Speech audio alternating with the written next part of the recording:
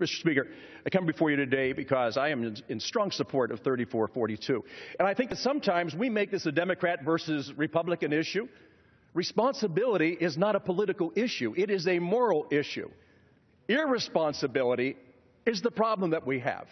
And I wish we could go away from making political talking points into making solid policy positions that say, okay, fine. If we're going to increase our debt ceiling, tell me why you're going to get there. Now, I come from the private sector, and there's many times in my life I've had to go to lenders and tell them I need to borrow money. And the first thing they would say is, give me your financials. Let me look at the way you're running your company. Let me see about what you're doing, and then we'll make a decision.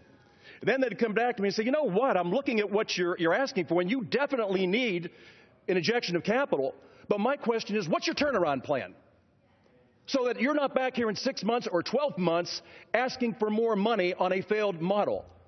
In the People's House, the Congress, it is made up of both Republicans and Democrats, but more importantly, it is made up of Americans. We are looking at a year and when the tax revenues are the highest they've ever been, $3.25 trillion. Yet we can continue to spend $3.7 to $3.8 trillion. Now, people look at that and their eyes kind of roll back in their head and they say, I have absolutely no idea what you're talking about. So you reduce it down to this, which I think is the most effective way of explaining it. Hard-working American couples sit down at the kitchen table. It's kitchen table economics. It's not all this other stuff. It's not all these hieroglyphics. And if the husband and the wife talk, honey, we had a great year. I was able to bring home $32,500.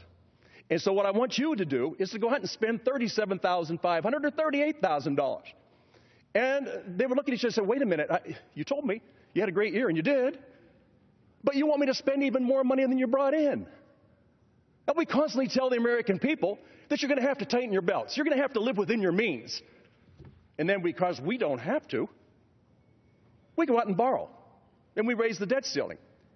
Think about that couple that is increasing their debt load year after year after year. Deficit spending, and we're crowing about the fact that, you know what, we've cut our deficit spending by $500 billion this year. Aren't we doing well? And my question is, so where does that deficit spending go? It's onto your long-term debt. You're digging a hole so deep that you'll never be able to climb out of it, but you're feeling good about it because you're able to satisfy whatever your needs were at that moment. That is not only irresponsible, it's unconscionable, and more than that, it is immoral.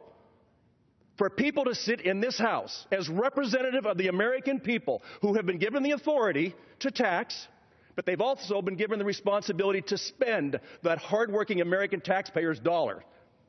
But more importantly is once you have authority and once you have responsibility, you've got to be accountable. Amen. Not just to that person in the mirror, but in my case, the 705,687 people that I represent in Western Pennsylvania. Now, they're not all Republicans. They're not all Democrats. They're not all Libertarians. They're not all independents. But they are all hardworking American taxpayers. Why do we have to reduce this down to a political talking points issue instead of talking about what is fundamentally sound economically?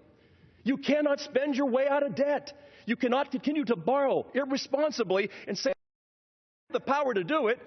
And so when we ask the Secretary of the Treasury, who else would you go to? That's who's responsible for it. I don't care who's sitting in there. I don't care who's in the White House. I care about sound, fundamental fiscal policy that protects this country going forward. Not only those that are with us right now, but those that came before us and those that are going to come after us. We are putting ourselves in a position that is totally going to be unrecoverable. Why would we knowingly sit here and think that if I can pin the blame on somebody else from the political opposite of me, that I will somehow win an election? Is it really that important to win an election and lose the country? Is it really that important to have a political talking point that makes you feel good about what you said so you can go back home to somebody and say, you saw me what I did on the floor, right? And I would hope that the constituents say, yes, I did. You just put me deeper in debt. You made it impossible for me to plan for my future. You made it impossible for us to remain one of the strongest countries in the world because debt will eliminate you. I don't care if it's a person. I don't care if it's a business. I don't care if it's a state or a country. We are quickly approaching the point of no return, and to sit here and try to make it a political battle instead of survival for the United States of America is totally irresponsible, and more importantly, it is immoral. This is not a political battle. This is a fight for the future of our country. This is a fight for sustainability in the greatest country the world has ever known. And I do not think that any of us should ever turn our back on our responsibility because it just wasn't politically right for me. I thank you, and I yield back.